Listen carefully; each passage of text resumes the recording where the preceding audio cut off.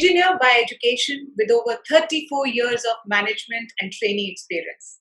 He has worked with industry leaders like Xerox, Canon, Ricoh, and vCustomer, a certified master trainer and a coach of NLP, founder member of Sears, and chief mentor at Wisdom Tree Solutions. In addition to being a Gestalt therapist, he is also a Reiki master. He is working in the domain of personal excellence and fulfillment, exploring and combining various modalities from Eastern philosophy to Western psychology to help his clients achieve the same. I have with me coach and master NLP trainer, Mr. Sushil Mehrotra. So, are you ready to get coached? Sushilji, thank you so much for coming on the show and taking time out and sharing your wisdom with our viewers and audience. Thank you. Thank you, Samira. Thanks a lot for inviting me here. It's really a pleasure to be speaking with you, and then also through you reaching out to so many others who might really be wanting to create a change in their life. Thank you so much. So I want to ask you, my first question to you is that you've been an engineer for so many years and you worked in the corporate world. How did the transformation from being an engineer, the left trainer, happen to becoming an NLP coach and trainer? Well, that's interesting because and my training, I say this a lot of time. Thank God we are flexible and we allow things to flow the way they are supposed to flow. So for me, also things happen the same way. I've been very interested in being an engineer right from childhood. So I had decided that I'll be an engineer, but I never decided that I'll end up being a coach and and what I'm doing currently. And I think it is all a process of logical consequences. Things happen one after the other. So after I did my engineering, I joined Xerox, and I was very fortunate to have started my career with that company because Xerox in '85 was a learning-oriented company, and I was again very fortunate to have worked with some amazing people, my managers who helped me learn and kept me motivated to pick up more challenges. And as we move forward, I was trained into formal coaching way back in 88, 89, I guess. Yeah. When I became the manager, so we had a boot camp wherein we were taught coaching. But then I had no idea I'll take that as my profession. So it'll take another possibly 14, 15 years for me to really get into coaching, and then it went on. Yeah, and then there was no looking back. We are not meant to look back. Sure, absolutely. So tell us, how does NLP help in personal development? Okay. See, if you look at the core of our lives, it's communication, right? And when I talk of communication, I always say it is both. It is internal, as in how am I communicating with myself, and it is external, how am I communicating with the world around me. Right. And my personal communication, the things that I say to myself, I listen to myself, defines my personality, defines my motivation, defines my lifestyle. And NLP taught me how to be in control of that, and also start listening to myself, which in a way changed a lot of things around me. And then subsequently, it became a tool for me to help others to be able to really re-engineer and create the change in their life. It helped us change the complete perspective of how one looks at himself or things around him. Okay. So more empowering, more enriching experience of life, more balanced life. Those are the kind of things that we are able to create using it. So does NLP deal with subconscious mind or conscious mind, or both? Both. Both. The example normally I give is of a car. The controls you have is 5: clutch, gear, brakes, steering, and accelerator. And with those 5 controls, you control a massive engine, which is 100 plus bhp, right? Now you can look at your subconscious, unconscious like that engine, and your conscious is those five controls. So your conscious mind is a tool that can enable you to communicate and be very productive with your unconscious mind. So my take is you work with both of them, make sure they're both aligned, they're both working together, so that your car keeps moving in the direction you want it to go. Yeah, yeah.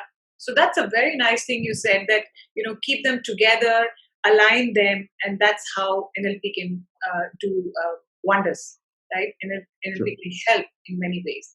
So can NLP also help in healing? In Healing. healing. Ah, yes, of course. Okay. Of course. Can you name one or two modalities or the tools that can help people with healing through NLP? You see, again, I'll quote a trainer who trained me in Gestalt therapy. And he used to say, all emotions are energy in motion, right? And again, from a spiritual point of view, from yogic science point of view, or whichever you want to look at, we are the energy beings, right? The energy flows in us. I also sometimes quote Dadi Janaki, who expired recently. Then I remember one of his interview when she was asked how she manages to live so energetic life without being tired and in 16 days in public, 16 hours in a day. And to that she said, I don't waste, which she again mentioned, referred to the energy part of it. So it is the energy that we have. And being an engineer, I definitely know that when you have energy, you can either put it to good use or you waste it. An efficient machine would always make optimum use of the energy available. Yeah. Right. Yeah. And that's how we can manage ourselves. So the energy that we have, if we are able to redirect or direct this energy to the right places, it can create a life force. And again, in some of the programs, I've said that human mind is so capable that it can even grow a limb if you lose it, right? And scientifically also, it is theoretically it is proven, and some aspects have been proven practically also, and some bit of it we see all the time. It is our mind, which is what we control using the language, that being the fuel for driving us, can really be utilized to not only enhance your life energy, life force, and also correct things that are not quite in line with your surroundings. Hey, how can we conserve energy?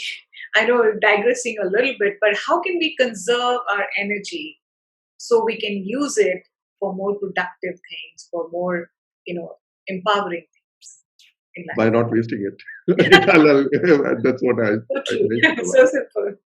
Yeah. So Enrich, one of the things that really becomes handy is this awareness.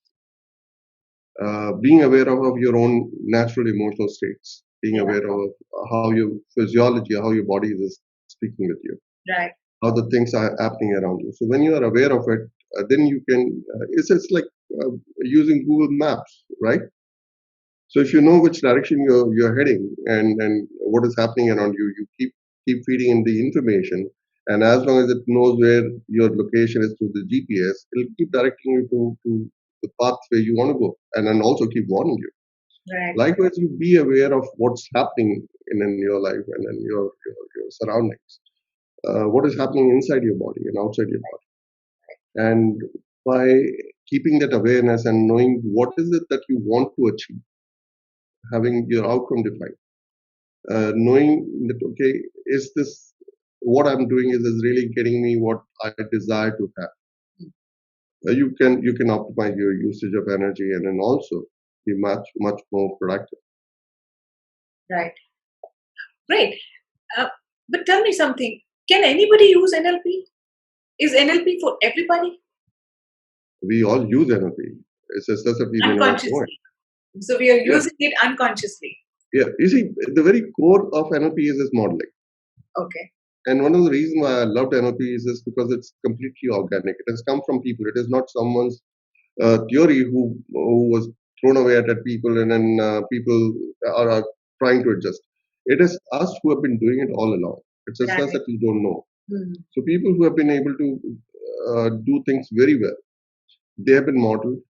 They have been our resource for learning, and using their models, we have been able to create structures that can help anyone to more efficiently, more effectively plan himself, his life, and his surroundings to a large extent. Yeah. So please tell us, how do you exactly coach people?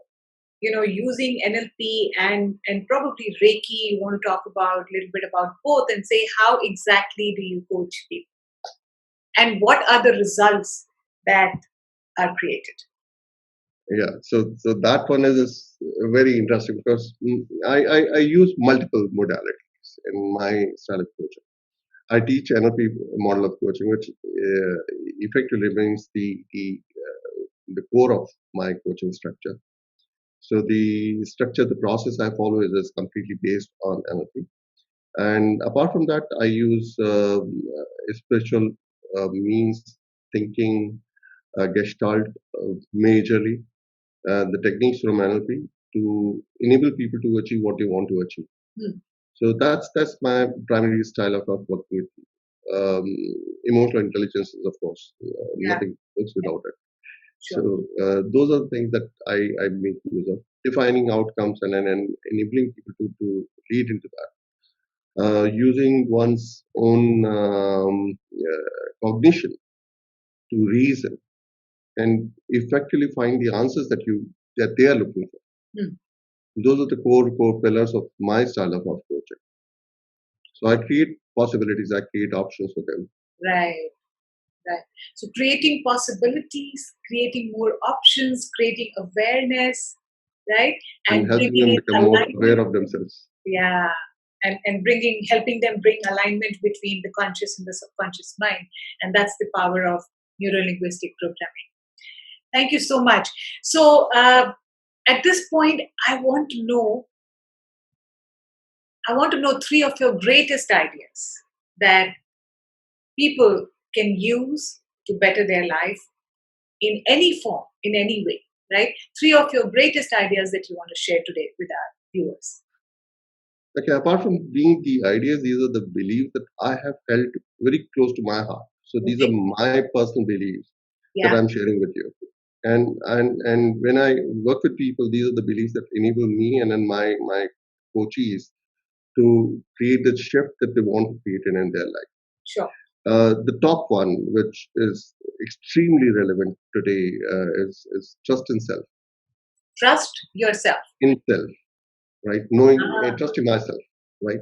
So everyone need to trust in yourself, yeah, and that comes from a belief that whatever you are experiencing, whatever is happening around you, it is primarily designed to take you forward in your life, make you a better person, make you a more capable person, hmm, right? So every day's challenges, every day's happenings, things happen only for that reason. So that's one.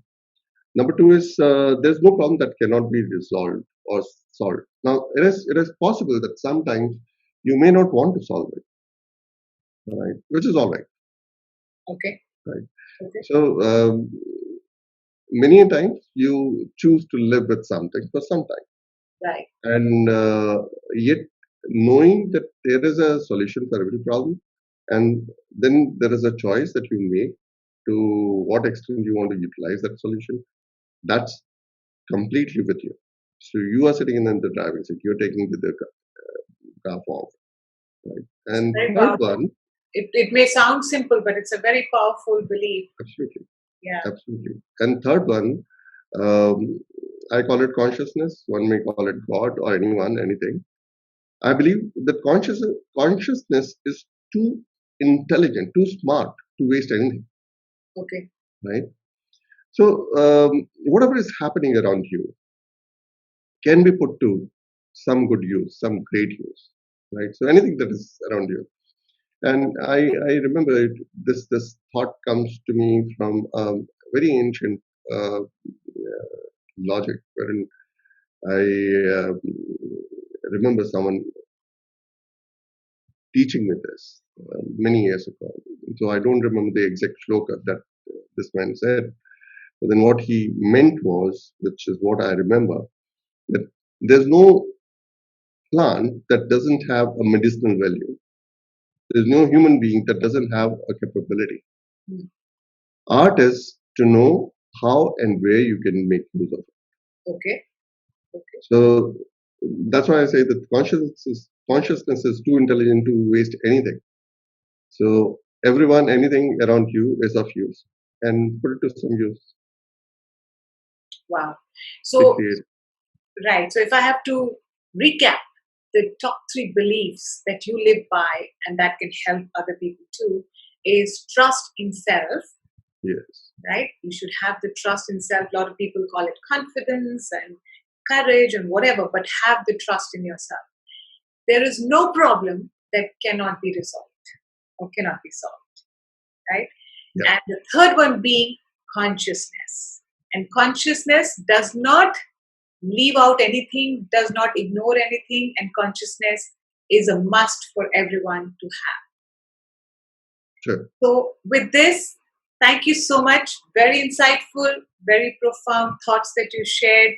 And thank you for being here on this platform. I'm sure people who are going to watch it will get immense value out of it. Thank you, Samira. Always a pleasure. Thank you. All the best.